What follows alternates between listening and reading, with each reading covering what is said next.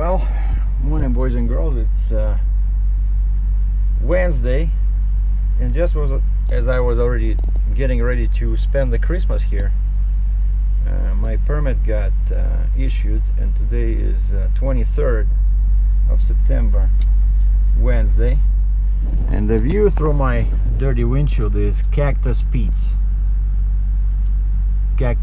Casino. And this is, of course, the glorious town of JaCkPoT, Nevada. And I had some feelings about this, you know, the funny town's name, JaCkPoT, right? Like I'm gonna win something. And I got yesterday. You know, my permit was expiring. My my Nevada permit is expiring. I need to get close to the Idaho line, and Idaho line is like, I don't know, 800 meters, half a mile that way. And the only trick here is that the entrance, like I found this on Google Maps and I checked on Street View. Yeah, I saw trucks parked, you know, satellite view showed lots of parking, which is, everything is fine, but the entrance, see that? Okay, that one is actually better, but I came in through that one.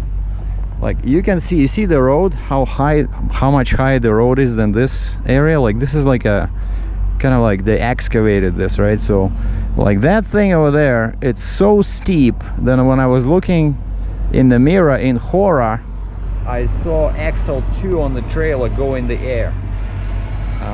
XL1 was on the ground, XL2 went in the air because the booster was still on that super high rear part, and I'm thinking that's it. You know, when I parked him, I'm going back, and I'm thinking that's it. I'm gonna break something, but I checked, everything was good. So the permit got issued this morning. Yeah, I went to the casino yesterday. Wanted to play something, but they don't take credit cards. You need to pay you need to get cash from the ATM. I didn't want to pay all those fees because they'll charge me like $5-6 because I have a Canadian visa, right? Because these guys will charge a fee, my bank will charge a fee. So I just watched a couple of videos on YouTube, on Netflix. Oh, I saw a video on now I have Apple TV on my computer, but each time you watch it you have to pay. So I paid like $4.50. I watched Walk of Shame with Elizabeth Banks. I saw it before. Very funny movies. Like I really enjoyed it. All right, let's drain some water from the fuel, check the load, and get ready for the pilot, because I went to best resource, US Pilots.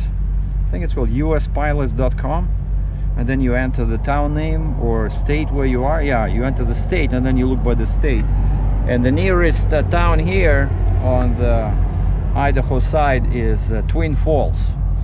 And I found a lady in Twin Falls. Actually, yeah, the one that I found that I got referred to, she's busy this morning. Somebody booked her, so I thought I would use this lady. She said $150 US cash. And so I found another pilot in the same area, Twin Falls. I called and some guy picks up. Yeah, he said, I'm looking for a pilot car. Hold on, let me connect you to my daughter. And he's like, Mary or Kate or something. And she says, yeah, my car is in the shop, so but I can give you two guys that operate out of the same area. I guess they share, you know, contacts. And so she gave me a phone number, one guy, and the other one was this June. And I said, hey, I already know June. I know she's working today. She's not available. And he gave me some Big D. I called that one is available, and he says he has a driver in this area, so which is Twin Falls is about 50 miles away from here. So he says he lives in Twin Falls. When do you need the car? I said, well, ASAP, as they say, you know. He said, okay, he'll be there within an hour. I said, what's the price? $160. I didn't even argue with him. I said, fine. You take Visa? Yes. Cool. All right.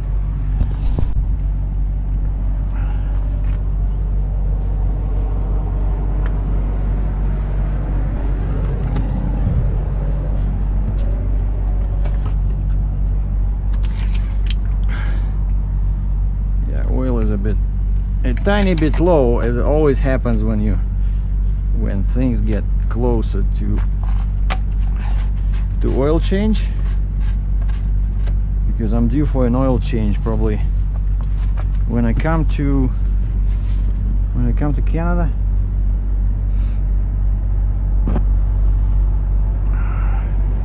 we'll be doing oil change and grease on both both the truck and the trailer.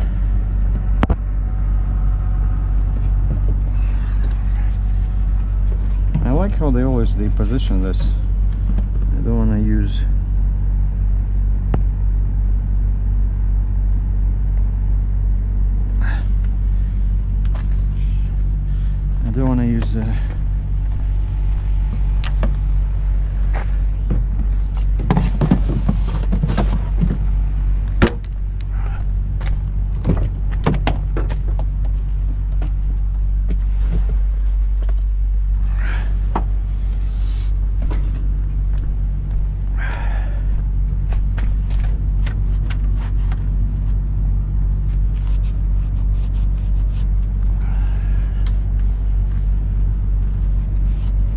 cops don't like this when they see leaks. They think something is leaking inside your engine, and they'll be happy to give you a ticket.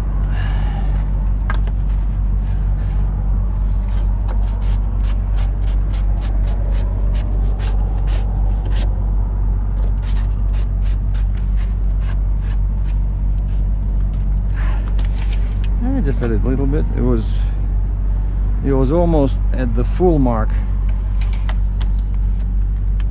All right, now the fun part. I really enjoy this.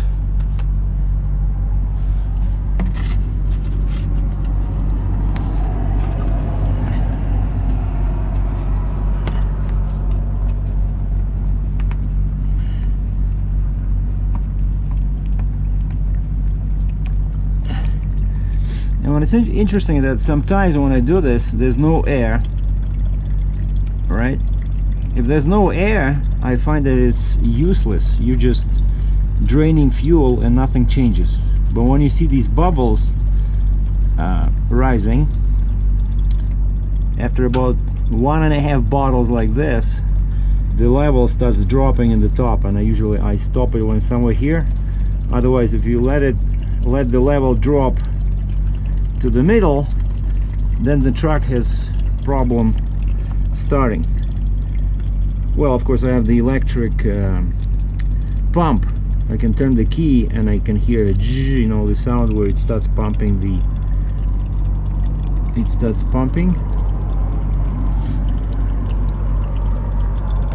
But see, now I'm using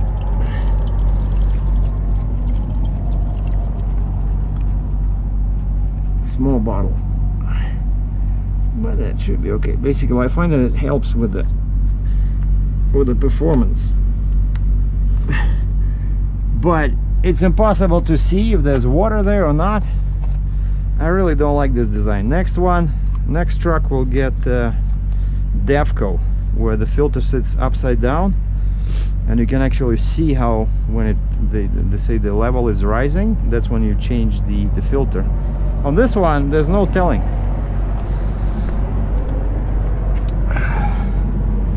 Alright, we're gonna get rid of that one later on.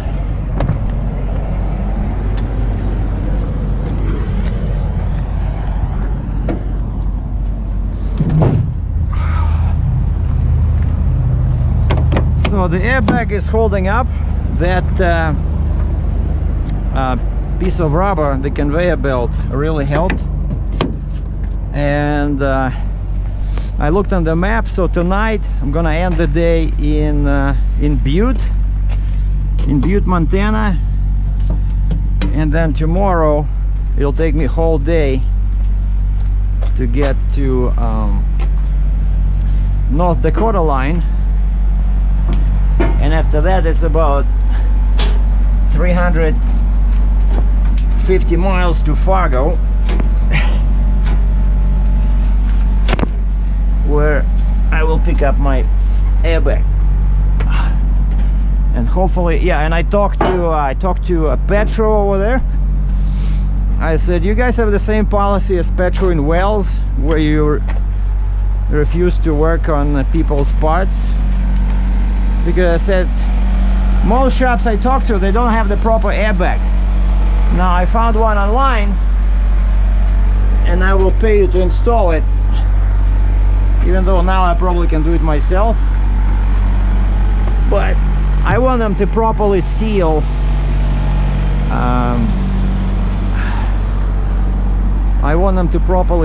the air connection.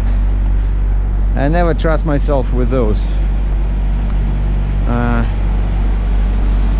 And so yeah, once so I think I'll probably spend the night on Friday in Fargo, because from there it's very close to Canada, and I'll be going north on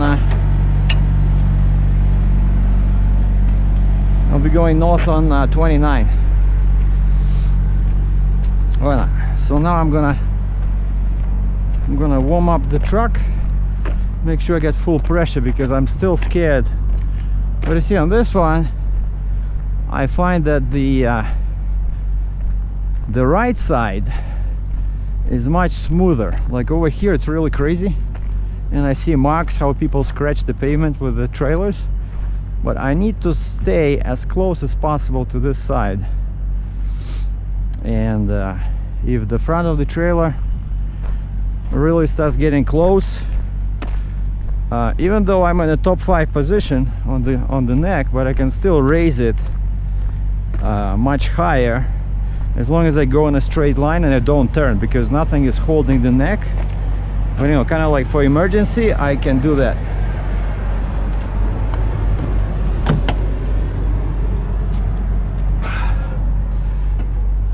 And so what I'm gonna do here, I just need to find that Flying J in Butte. I saw it on JaCkPoT, and I remember, yeah, I stayed there many times.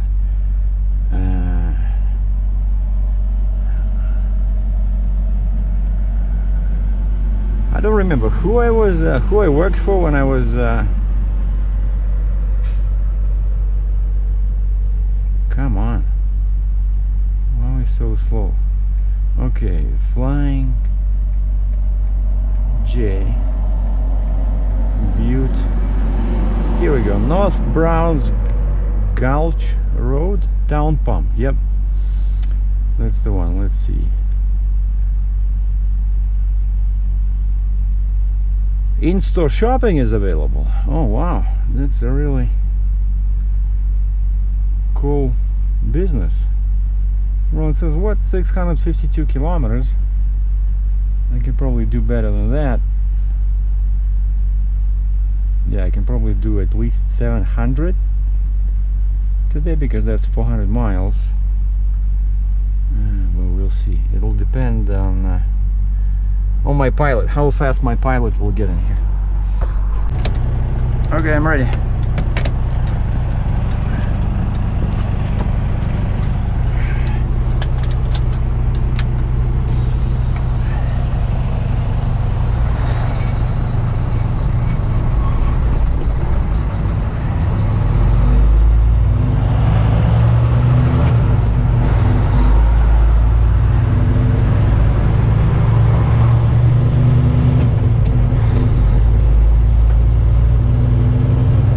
Basically, what I did is I increased the to the maximum the air pressure on the trailer, like to position 5, where normally I was in position 1, because I need that as a shim for the booster to make the booster work better.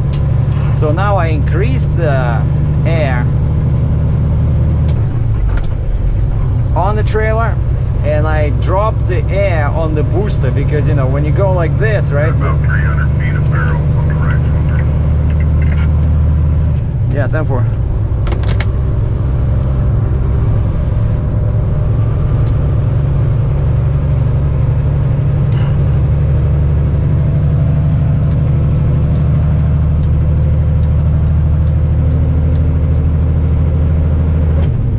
Because you know, when you go like this, right, so the rear of the trailer was getting hammered with the weight, and because I didn't want to break the the booster, so I went in there and I went from hole 9 to hole 6, so I reduced the pressure, and so then I went very slow over the curb.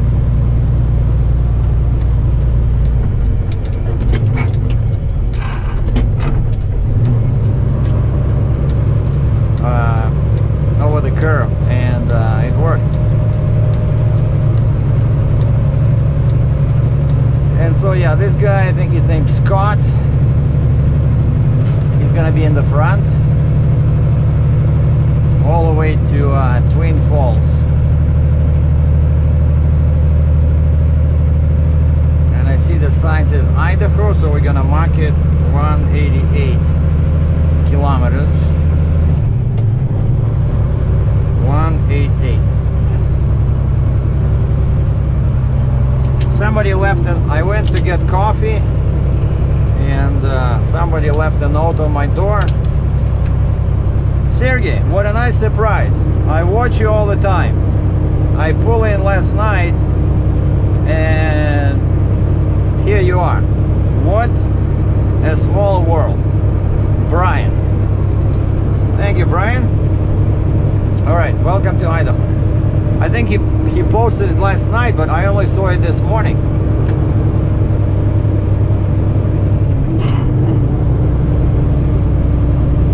The truck just doesn't want to drive for some reason. And so I found coffee, and the only place to get coffee there is in the casino. Come on. See, I drained the air. Yeah, I see a restriction, and that's when the truck doesn't want to pull. Like, it should be close to 0, then it's fine. But I know later on it'll be better.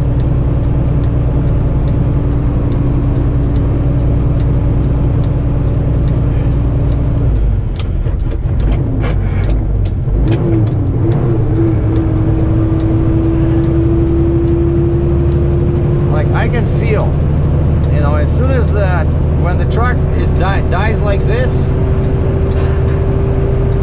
that's what I'm saying. Like next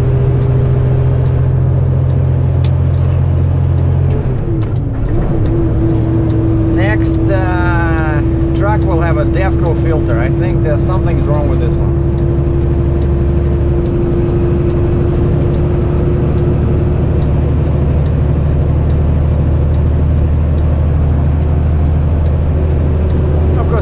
It's not a small hill. Last time I met my pilot over here. He says, yeah, there's a pullout right after the Idaho line. He says, we can meet there. I said, okay. And so yeah, this morning I woke up, I turned on my phone at 6:30 a.m. local time. Now, you know, when I got into JaCkPoT, my time zone switched from Pacific to Mountain, and now I feel actually better. Like 3-hour difference from my Eastern time is just too much. 2 hours I can deal with, but I turn off my airplane mode on the phone, and I see a message from my broker, and it says permit exclamation mark. You know, no morning, no hi, how are you, you know, like permit, kind of like I'm a criminal, you know, somewhere in prison. Food, toilet, so like one word communication at 6:30 in the morning. So and at the same time as I see his message, what? Where are we're inside Idaho. It says welcome to Idaho. Probably there was no signal. But anyway, as I see his message permit, I see a message from my permit broker, who looks like just came into her office in Iowa. Because over there, when it's 6:30 here, it's 7:30 in Iowa. And she says, still at the bridge. And so what I did, I just clicked forward, you know, the button forward, and I forwarded that message to my broker with no words, still at the bridge. So I just forwarded him the message from the permit lady. And then 5 minutes later, all of a sudden, I'm putting my clothes on. I see another message from the permit broker with lots of exclamation points. 10-4.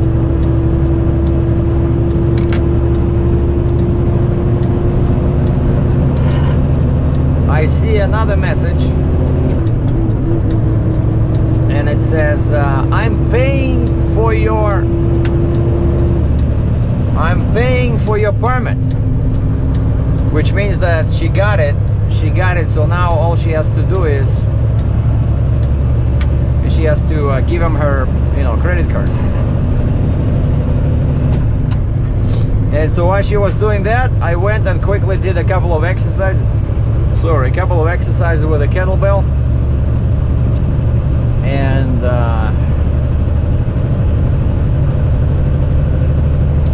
yeah, then I went inside the casino, got coffee. Well, that was after I found the pilot. Yeah, like I described in the beginning of the video. Again, I use uspilots.com. Called the lady, she gave me this guy, well, he's dispatcher, and like within 5 minutes I had the pilot, and he said, yeah, he lives in Twin Falls, so for him it's like the easiest way, you know. He just goes 50 miles south to me, and then 50 miles back, and he's home, right?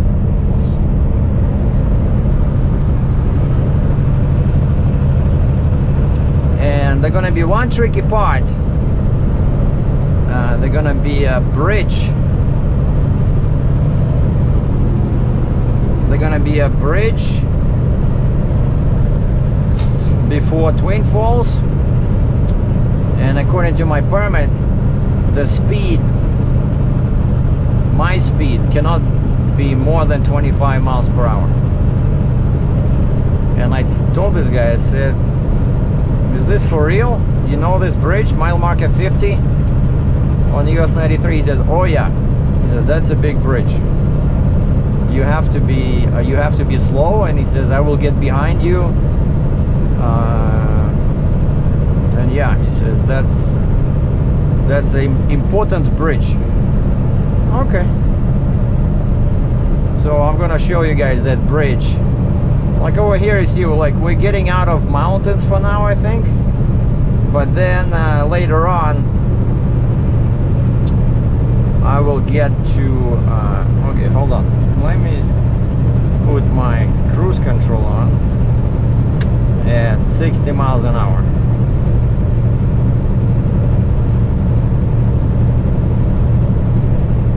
Come on, drop 1 kilometer, son of a gun. It shows 98. I need 97. 97. Okay, set at 97 kilometers an hour, 1410 RPM. Because yeah, I don't want to go too fast. This is a super heavy load. And this is good for the truck on hills, like he likes or she likes 1400 RPM.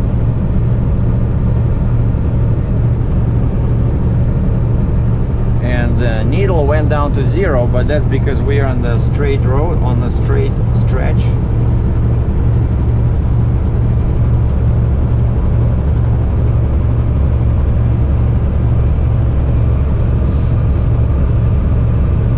So yeah, not very tidy inside. I don't feel it. Sorry about that. It's a working truck. This is not an exhibition trade show truck. This is the truck that makes money. Not from exhibitions, but from moving loads. And it's pulling because I see the son of a gun now is just above 0, whereas before it was like 2.5, and now the truck pretty much the same hill as before, but I'm in top gear, And you see my RPM just went down to 1320, 1330. I'm telling you, that fuel restriction, especially if I don't drain it, you know, if I don't drain it in the morning, I think maybe there's air in there or something. Like, I don't like it, but 10-4. Yeah, kind of like reminds me of that poor man's truck, Mack. That one was just, no matter what, every morning you had to drain the you had to pump, right? Otherwise there's air. And actually then I talked to one guy who was pulling like a double tankers with the same Mack, and like his load looked pretty heavy, like it was a double, kind of like a, you know, like a B train, only tankers. And I know that all these Macks, they only have 13-liter engines, right? There's no more 15-liter because Volvo killed it a few years back. And so I talked to this guy. I said, hey, how do you find the power? Like, any issues with the power? Like, how does it start in the morning? And he says, oh yeah, it did that before. And he said, I had to do this big repair, injectors. He says that's the weak spot of many Mack and Volvo trucks. They start sucking air, and that's why he says when I got this truck, I had he got extended warranty, and the truck started driving great after he replaced all injectors. So which kind of like, doesn't they know about this, right? Like, because people are using your warranty. I don't know, you still make money with the warranty sales because injectors are expensive, right? And why you cannot put the proper injectors in the first place? Like, what the heck is going on? And everybody says this about Macks and Volvos. Like, so basically, yeah, injectors start leaking air, or they're sucking air, and then when you leave your truck overnight, your fuel lines are full of air, and of course air does not burn very well, you know. It decreases your fuel to air ratio, and so the truck loses power. So, but you know, it was my first brand new truck. Quite often I still remember it with warmness in my heart.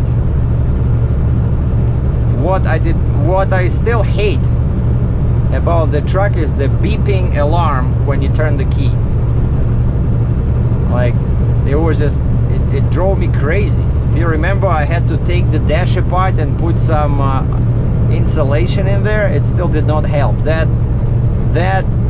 starting alarm was designed to wake up the dead, you know. And I always joked that I was sure, actually I still am, that the chief engineer who designed that part was deaf or severely hard of hearing, because I don't see any other reason why a sane person would use such a strong alarm when it's not needed. It's not like you're losing parts of your truck, you know, when you're driving and something is falling off. Okay, give me an alarm. But when I'm turning the key to start the truck and it gives me that, I just... And so Kenworth is much quieter. If you turn the key, like I remember my first video was about this. I said, let's try how bad is Kenworth compared to the Mack. So yeah, basically Mack is good after you change all the injectors. And one thing I remember again with fondness was the fuel mileage, you know, because it's a smaller engine. So that truck probably saved me about maybe like $1,000 a month in fuel, because when I sold the truck, my average from day one was 6 miles per gallon. But of course back then I did not do such heavy loads like now, right? So now with the Mack, because I only had 8 axles, I was only doing, you know, like 7-8 axle loads, right? So now I do 100 is for me is like nothing. It's like an average load. 110, 107, that pile driver to the pilot. So the top 3 loads in weight for now were the pile driver, 107,000 pounds from Las Vegas to Alberta in March. The crane superstructure from Illinois to Ontario in July, 120,000 pounds. The one that broke the booster. And so now this is the 3rd heaviest load, 115, like no BS, 115,000 pounds. And so yeah, my gross weights are much higher than with the Mack. So I don't know, Mack would still probably do a bit better. More on the curve. Therefore, I didn't hear what he said. He's a bit quiet. Oh, he said a 4 on the curve. A 4, meaning a 4-wheeler. That's what they just use a numeral. 4 is a car, 18 is a semi, right? He says like 18 on the curve or 4 on the curve. That's the pilot car driver slang.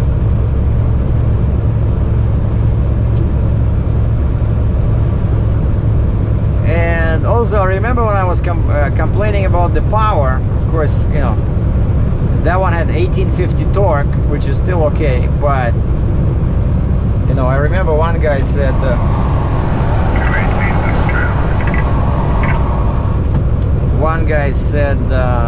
in California he was using the same Mack to pull like double trailers, you know, 130,000 weight loads, but he had a 436 or something axle ratio, you know. And I got that truck with 391, and I quickly discovered that was not enough, and I changed it to 410, and the truck was pulling fine. So that's, you know, that's the only thing that's different. What you can do with a smaller truck, you just need a higher, numerically higher axle ratio, right? So with this truck I can get away with 391. If I had a Mack with a 13-liter engine, I would definitely need 410. But even on this one, I'm thinking of doing a conversion to 410. But that's too much money. I'm not gonna do it. So what I'm gonna do is I wanted to do it now, but they didn't want to ship it, so I want to buy that tuner. I'm getting a tuner for the truck, which is gonna give me extra, I forgot, 150 to 200 pounds. I don't care about horsepower, I just want torque. Just give me 100, even 150 torque, it would really help. And then I can keep the same axle ratio.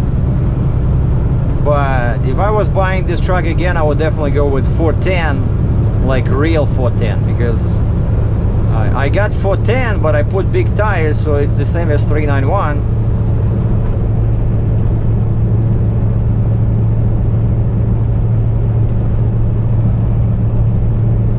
So now you're up to date.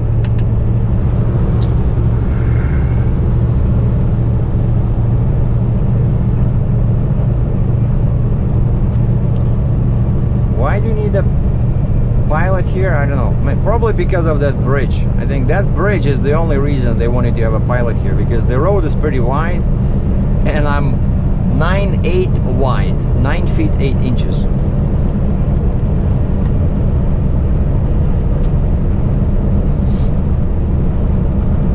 But you know, Kenworth also has small engine, right? Pekar, and people say it's better than the Max 13 liter of Volvo. But again, the maximum torque is 13. What was it? 13. I mean, 1860 or 1850, something like that. I like my torque. So if you know me, I want more axles and I want more torque. And negotiations are underway about the flip axle.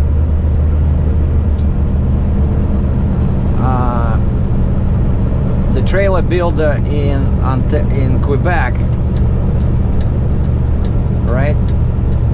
Last time I talked to him, I said, how much down payment do you want to start the production?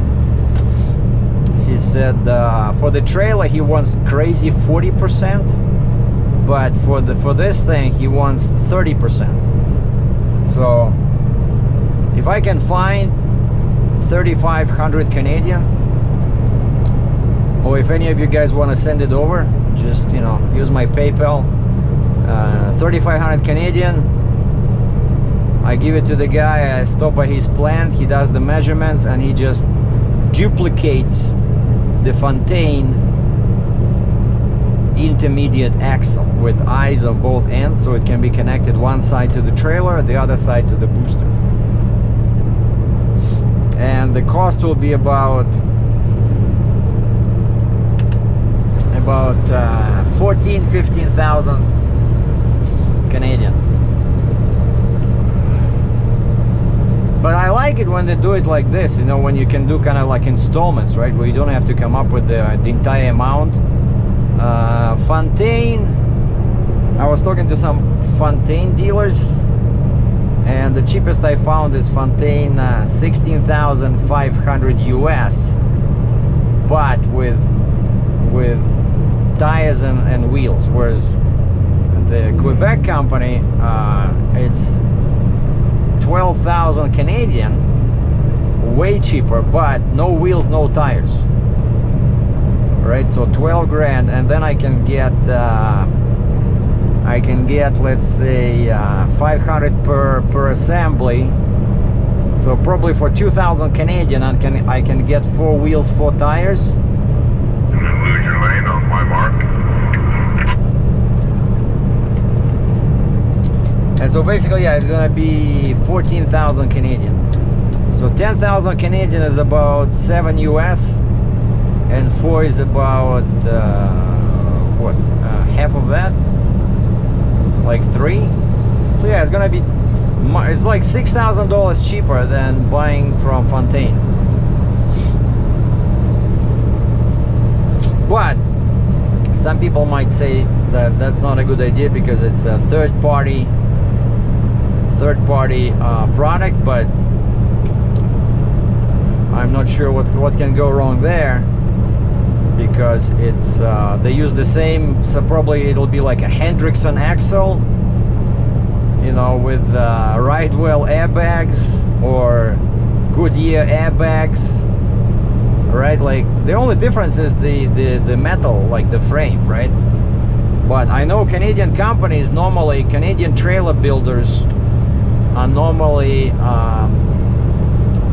better than American companies because they use more metal, right? Because in Canada they allow us more weight, so trailer plants don't care about the weight. They just give you, they want to give you, you know, strength, and they use more steel, and so the trailers are stronger, cheaper, and heavier. And so if somebody like me who's always going to US, that's why I bought a Fontaine as opposed to buying from a Canadian trailer company. That one of, well, there was other reasons, but come on, there were other reasons, but this was one of them as well, is that I need an American trailer, like the one that's designed for US, you know, because I go by US rules.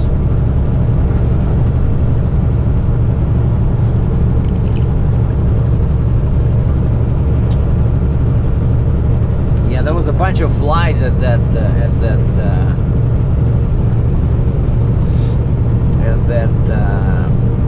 casino parking lot. So I killed one, I murdered one fly this morning, so that's a good start of any day if you ask me. But this is the last one that survived the massacre, so we're gonna take care of her when I stop. But yeah, I told this guy, I said, take me please to the truck stop across the street from the Flying J. So basically this highway goes under I-84, and right, like, I don't know, 1 minute from that is there's a Flying J on this side, and we're going north right now. So there's a Flying J on this way, and there's a nameless truck stop on this side, but it's bigger, and it is super big, like the building itself. Truck stop, like lots of goodies, you can buy lots of food. I'm gonna get another coffee, maybe some protein bars, and then keep going. And you see now, you see this? Now it's at 0. I'm telling you. I see a direct relation between that gauge and how the truck performs on hills. Maybe I need new injectors as well, I don't know. But, well, you know, like some people say they change cars when they need to change windshield wipers, right? Like in the California, they say, you know, they never change wipers. So they said if it's time to change windshield wipers, it's time to sell the car. So on this truck, I think if it's time to change injectors, I'm selling the truck. And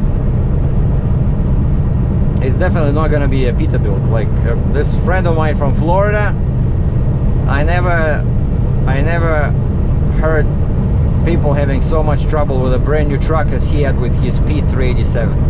Yeah, fancy truck, has a cool logo on the front, but boy, all kinds of leaks he had, air leaks, coolant leaks. I think he had issues with brakes. I did not have this. I did not have that on this truck. Maybe it's just my personal experience, but from what I saw and went through, I think a Kenworth is a better product than Peterbilt, at least nowadays.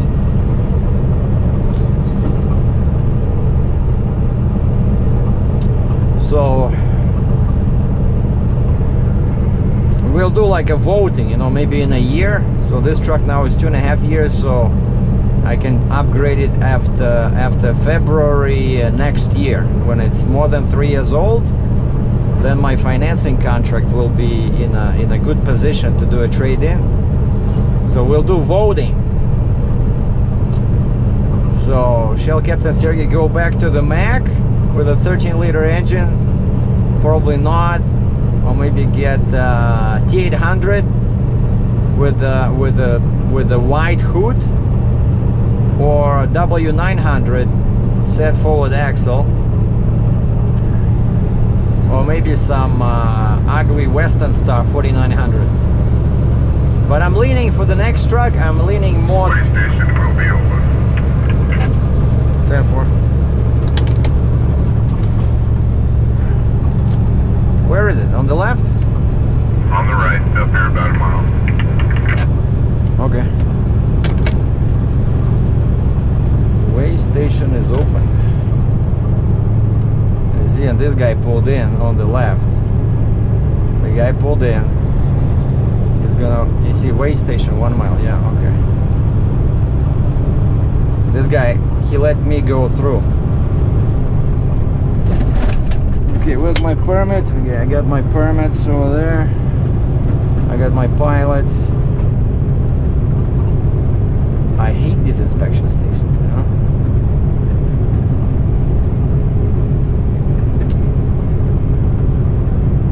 That's another reason why you have to charge people more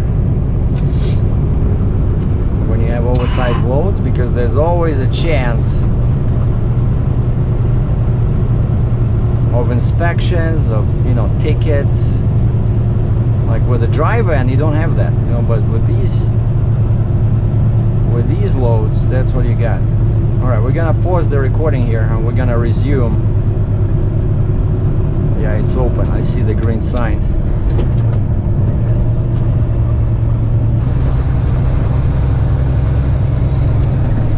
Yeah, I think you saw that guy. The guy was looking at me. I think he really felt sorry that he was tied up with that other truck. He wanted to inspect me. Oh, that's too bad. Yeah, because you see, he was sitting outside in the pickup truck, right? And so the scale was just green light because there's only one guy. Oh, I see. I was wondering why you went through there so quick. Yeah, the light was green, nothing. So because the guy was tied up.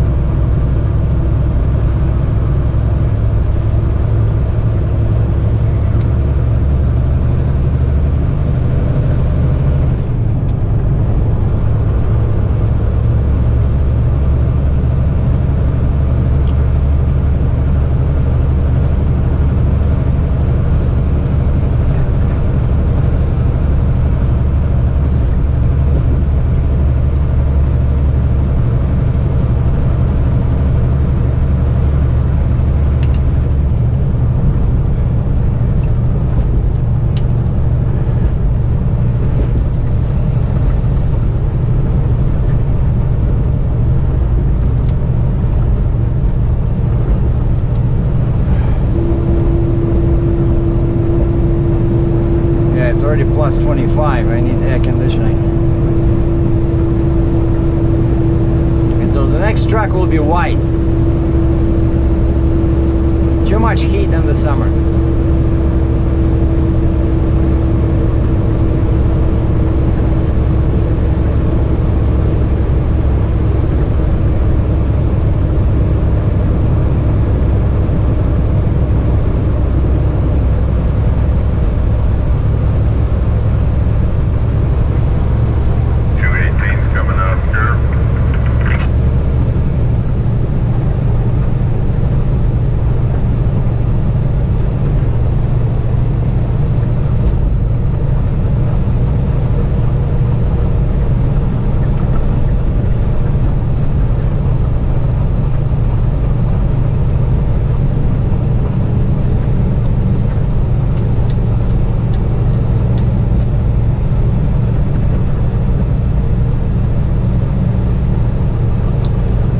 Flying at 60 miles an hour. Like normally I don't drive like this, but because of the pilot, you know, you don't want to tie up the guy longer than you have to. But also because of I don't think that 18's going to make it in time. Go ahead and shut it down.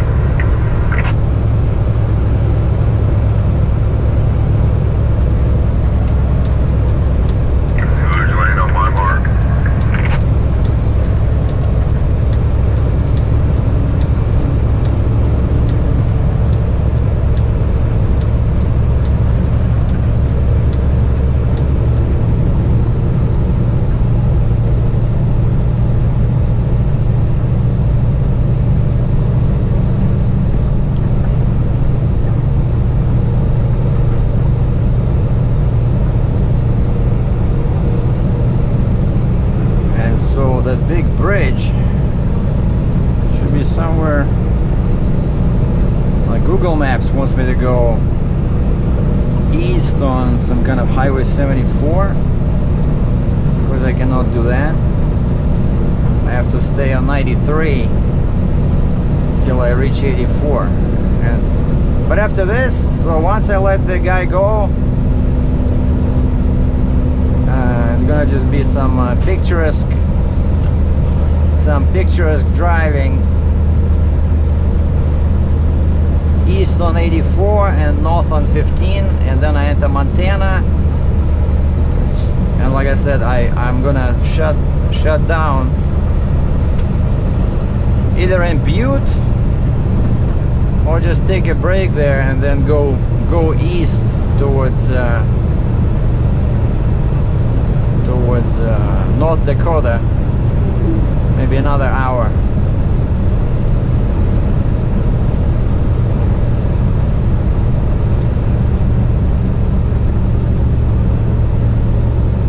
Check out this monster.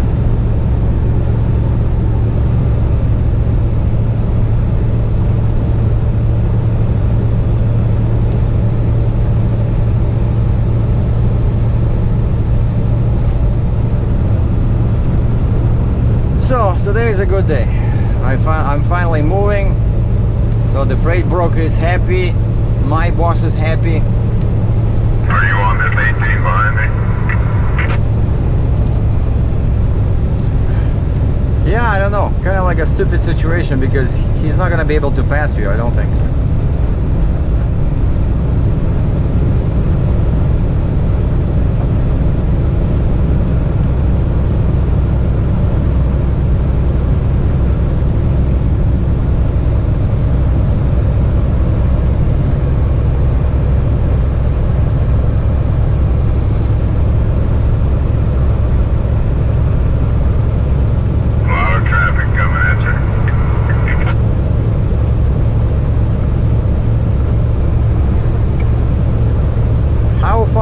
From that bridge? Probably about 15. Oh, like 15 miles? Yeah, give or take. 10-4. Yeah, maybe if you slow down, this guy will be able to pass you. Yeah, that's what I'm trying to do. Trying to get him around me.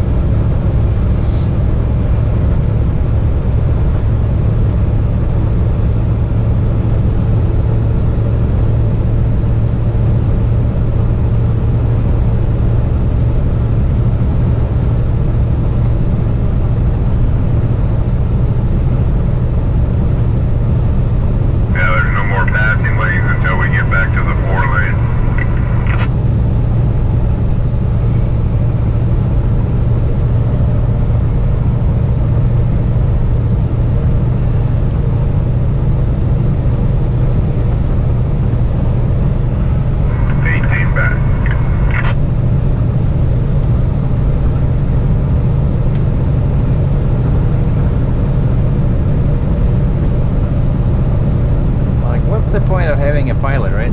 If he left such a big gap, that's what happened, right? When we had two lanes, the passing lane, he should have stayed in the right lane and slowed down to let this guy pass him, but instead he accelerated. 18 back down the hill.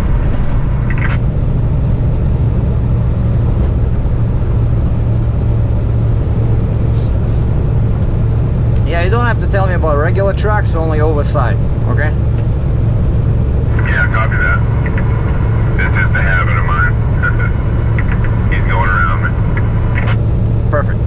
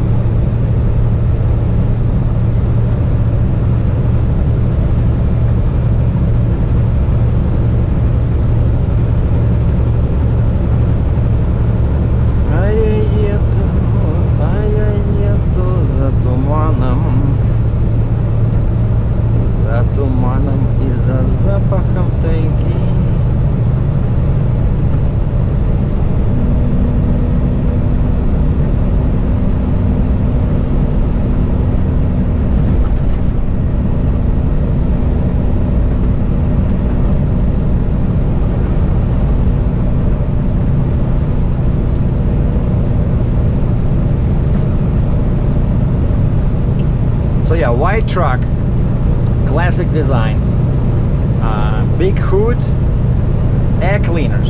I want air cleaners on the side. They kill fuel economy a little bit, but the engine breathes much better, and they give you much more air. Like I think it's like 4 times. Somebody I read somewhere like if you have 2 big air breathers, your engine gets 4 times more air and cool air from the outside than when you have a single under the hood filter like I do. And then 265 wheelbase, needs slightly longer truck. Right now it's 254. Same axle in the front, 20K. Same pusher axle except 4 tires, 4 wheels. I don't get enough rating with only 2 super single tires, so I need 4 tires. And I'll try to get axle which has the same rating as my drive axle, because for some reason, you know, my drives, I have 46,000.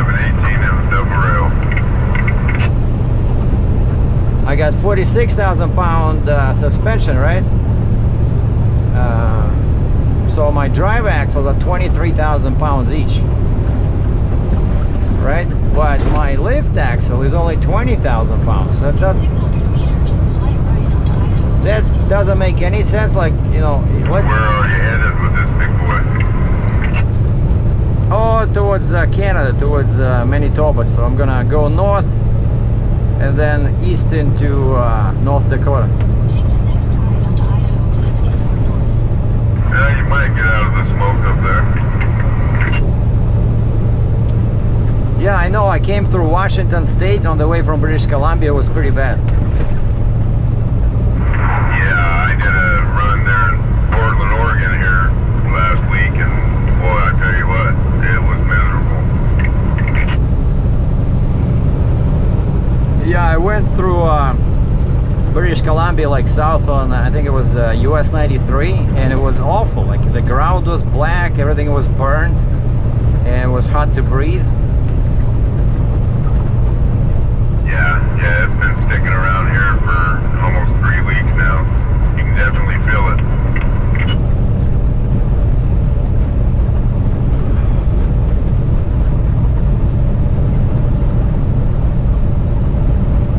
And then, so same size sleeper or bigger, okay? And so that actually means I don't think T800 has the. 100 meters to the right onto East 3700 North Road. I don't think T800. And actually, their sleeper is smaller. So the only truck that has a bigger sleeper than mine, and I think mine is 76 inches. I read about it, the W900, I think you can get 86. Right pocket. And I think also Western Star has a big, also a sleeper like that. But I'm definitely not going back to a smaller sleeper like that. Mac had a 56-inch flat roof sleeper. It looked cool, but it was inferior as a you know, as a way of driver accommodations. Like this, I love the sleeper on this truck.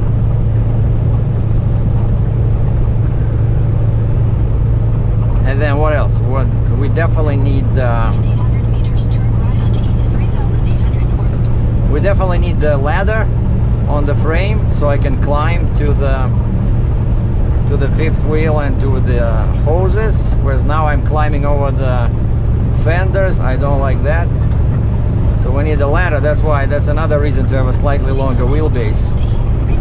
Dude, shut up, I'm not going there. We're going to 84, and it's showing that as a alternate route, but it still wants me to go. Give me that one. Okay, finally. But it says something is wrong over there. Actually, wait a second. That's not the proper route. That's 893 north. These railroad tracks up here can be a little rough. All right, I'll slow down to 40 because it's you know, heavy load. Simple. About a mile.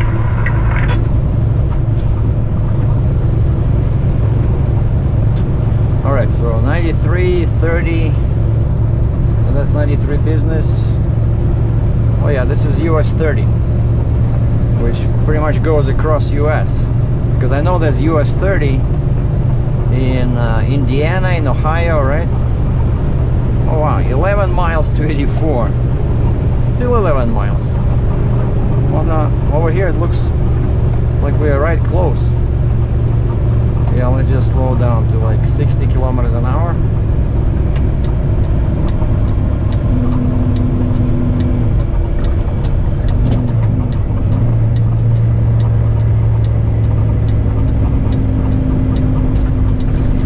I don't want to rip off my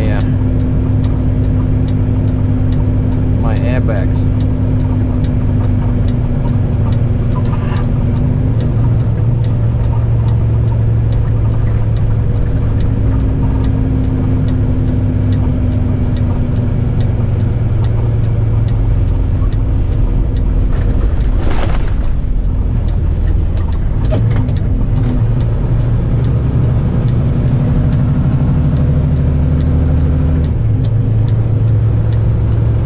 A good tip.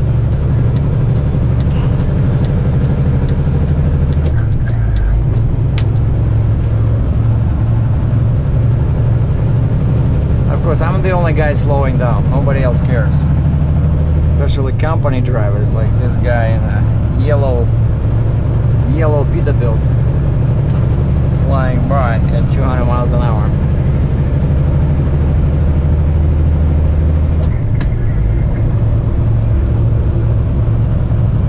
3 axles on the back.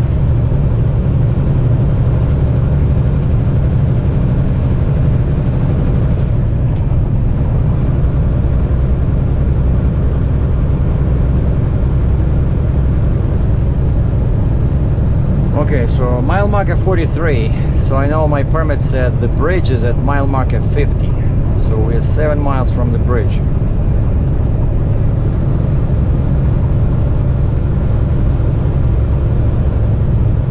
The one where I have to slow down to 25 miles per hour.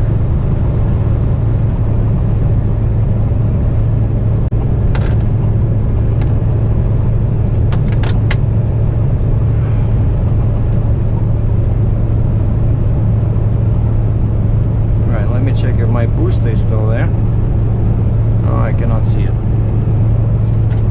But I see the flag, which is on the last axle, so which means we're still good. I say usually when I have a pilot in the back on the freeway, that's what I task him with. I said, hey, if you see any parts of the load falling off or trailer, let me know. But this guy's in the front, you know, not very useful.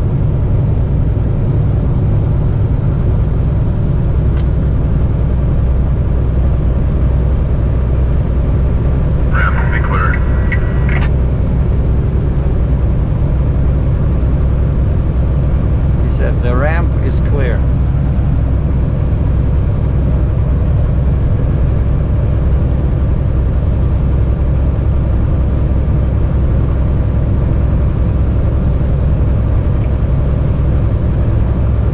And I tried to find that pilot, the guy that took me on the same route in March with that Huntan PM23 from Las Vegas to Alberta.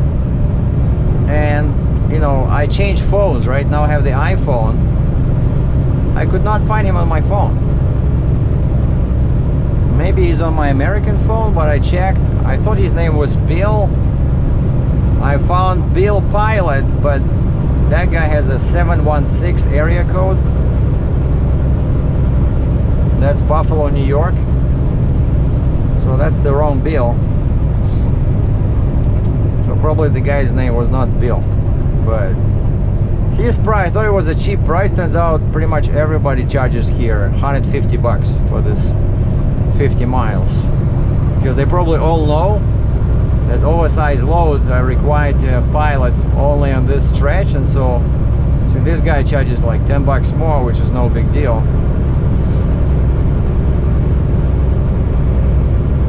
But still, consider that 50 miles,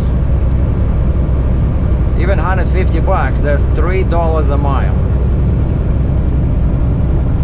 But he had to drive 50 miles, right? Let's say if he lives in Twin Falls, so it's 100 miles for him. But they should charge somewhere like $1.50 a mile, which is like 75 bucks, right? And then let's say charge me, I don't know, $25 for the deadhead for your 50 miles, like 50 cents a mile. So 75, 25, 100. So I think they should charge 100 bucks. But Okay, first chance you get, jump in that left lane, come around me, and just stay in that lane. stay in the left lane? Yeah, 10-4. Okay. Just stay in the left lane all the way up to Blue Lake till we make our left.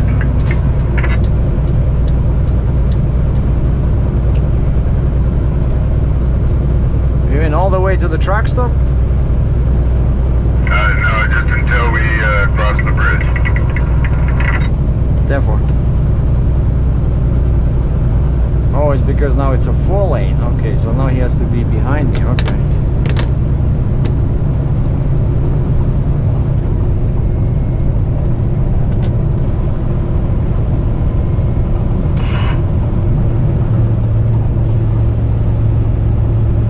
Why left lane? I don't remember anything in the permit about being in the left lane.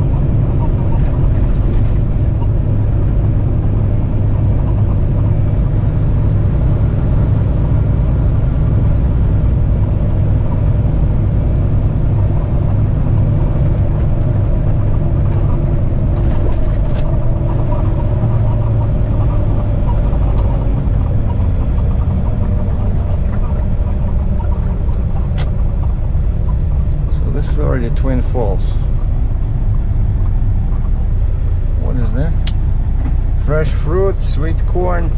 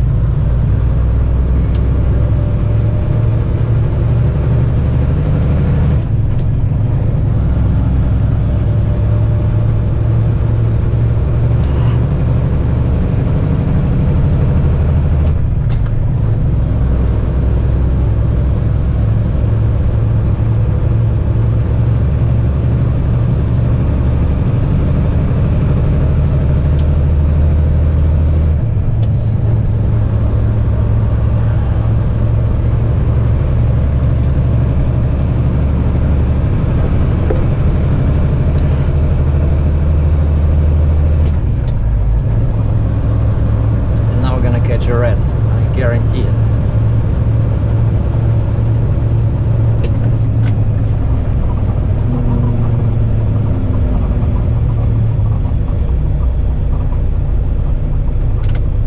These lights will get you every time. Yeah, that's what it looks like.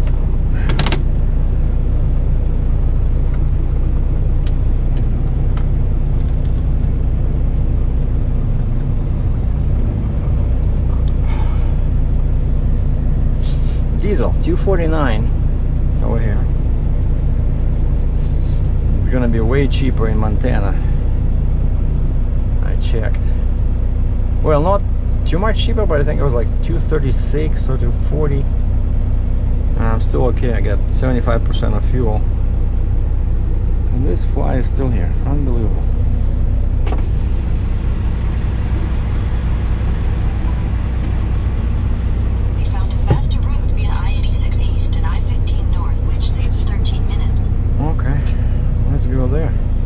Head east on US 93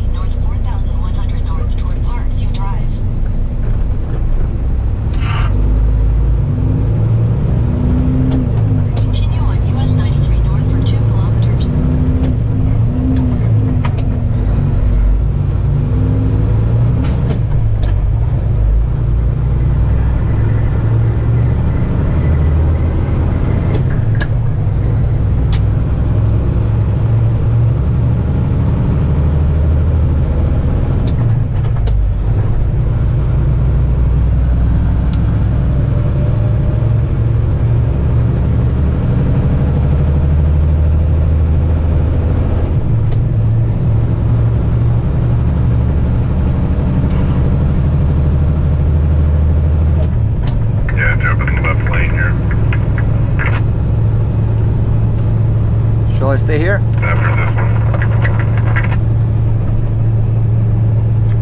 one. Shall I stay in the middle? Yeah, come on over.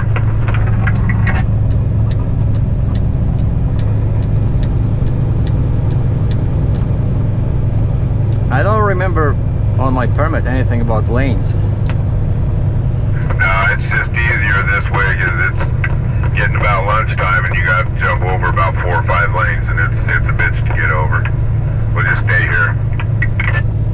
Therefore. Then when you make your left, I'll take both lanes for you.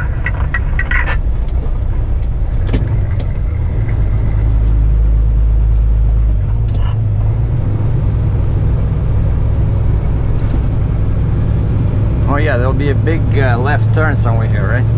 Yeah, 10-4. Oh yeah, okay.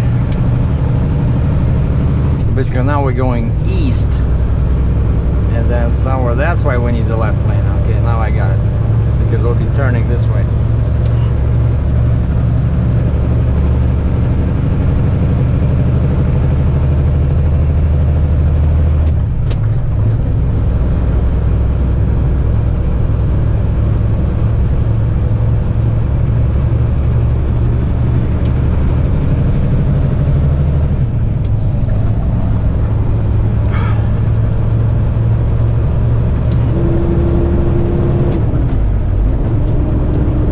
Kilometer, I'm gonna turn left.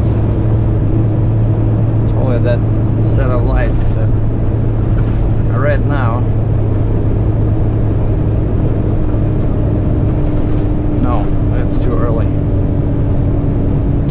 Speed limit 35.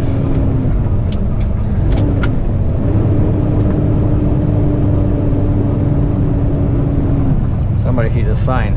Probably had an oversized load. Hit the sign.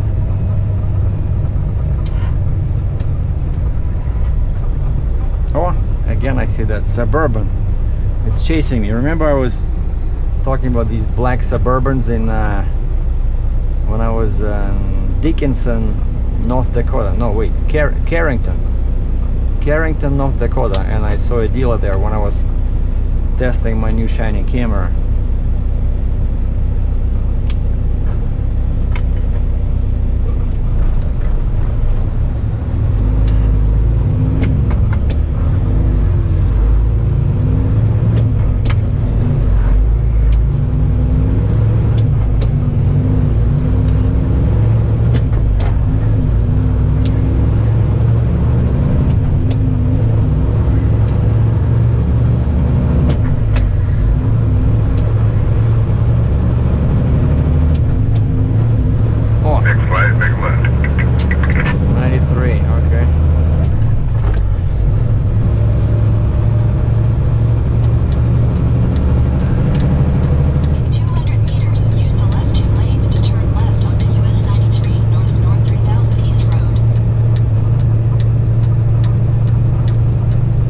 I'll stay in the outside lane, okay?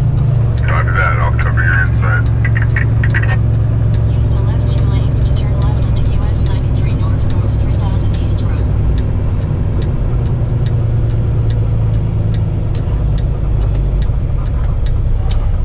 Continue on US 93 North for 5 kilometers. So yeah, this is 93.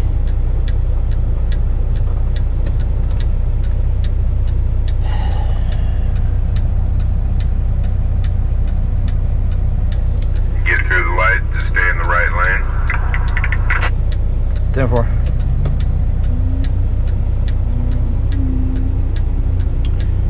so that's that bridge that where we have to go slow. That's over this river nearby, right? Yeah, 10-4, Snake River. And you might get lucky and see some base jumpers jump off all day, every day. Base jump or what? The bridge is it's that tall? 400 feet. This is where, I don't know if you've ever heard of him, but Evel Knievel jumped the bridge. Oh yeah, I heard of him. So it was here? Yeah, 10-4. So that's some interesting bridge we're gonna the guy next to me I is... do my golfing down here in the canyon. 10-4. Yeah, I see the guy next to me is having fries, and he has a bag of fries between his legs, and he has a sauce, and he's dipping each fry careful into the sauce. Oh, it's a cheese. It's melted cheese.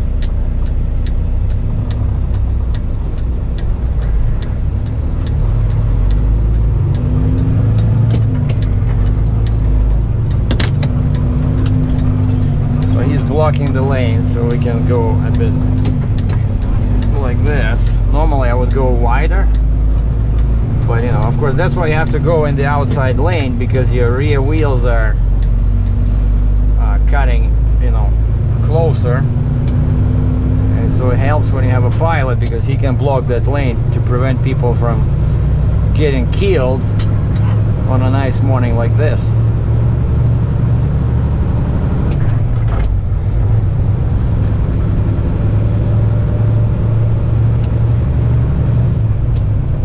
Scenic overlook ahead, the sign says. Son of a...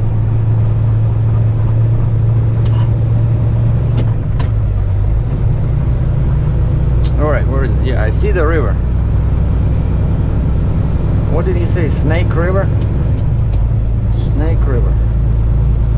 Oh yeah, I think I remember this. Yeah, it's pretty tall. Yeah, I went here. Yeah, that's he says he's golfing in the canyon, and I wanted to ask him what canyon, and that's the canyon with the river.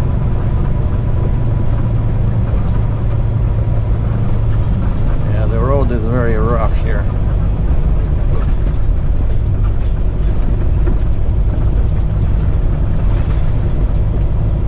So this is what we have to do. 25 miles per hour. Okay. Oh wow, check this out. If you look to the right, you can see his ramp on the rim of the canyon.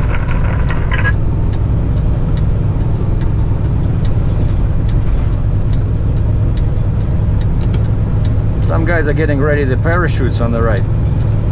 Yeah, right there in the middle.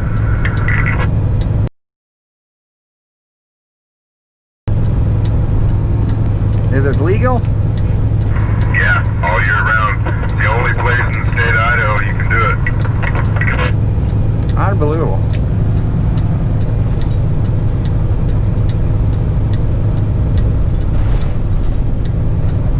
The only thing is I have a police scanner at home. About once a month you hear somebody that's parachute don't open. Once a month? Oh, at least once a month. There's at least, I'd say, 5 or 6 killed a year up here. Well, I think that's easy to remedy. All you gotta do is just, you know, besides the parachute, you gotta have a scuba tank on the back. Like, what's wrong with these people? Right. You just go under with a scuba tank, and then you get out of the water somewhere 10 miles down the stream.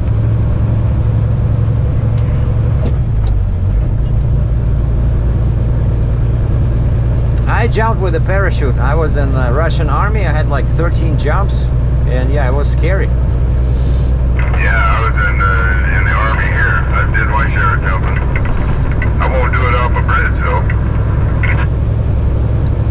No, but yeah, 400 feet, right? That's not, doesn't give you much time, you know, if something goes wrong, right? Yeah, just a second or two. Flying J will be up here about 3 miles on your right, and you want the one on the left. Yeah, last time I went through here, that's where we went. I had the same kind of rig, you know, same length. I remember the pilot took me into that one across the street. It was, I think it was a bit bigger. Copy that.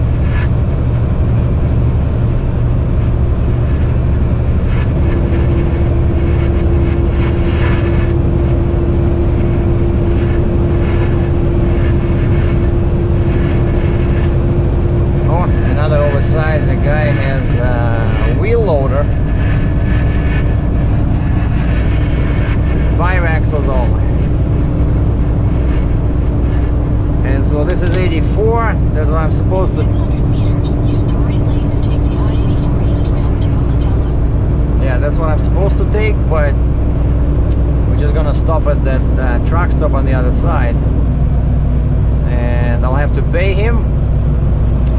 His boss said the driver cannot process the credit card, Use the right lane to take the I-84 East ramp. but he can do it over the phone, the boss. And so we're gonna call him. So this guy is gonna make out the bill. I'm gonna pay him 160 bucks, get the fresh cup of coffee, and be on my merry way to Montana, going that way.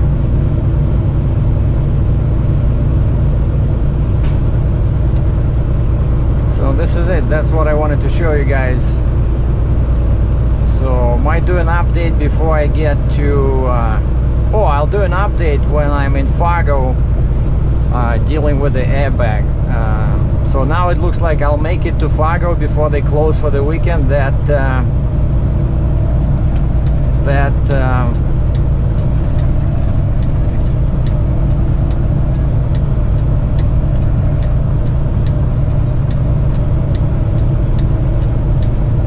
customer center closes at 9 on Friday, and then they not open Saturday, they close Sunday, they close Monday, so I have to be there Friday by 9 to pick up my airbag. Thanks for watching.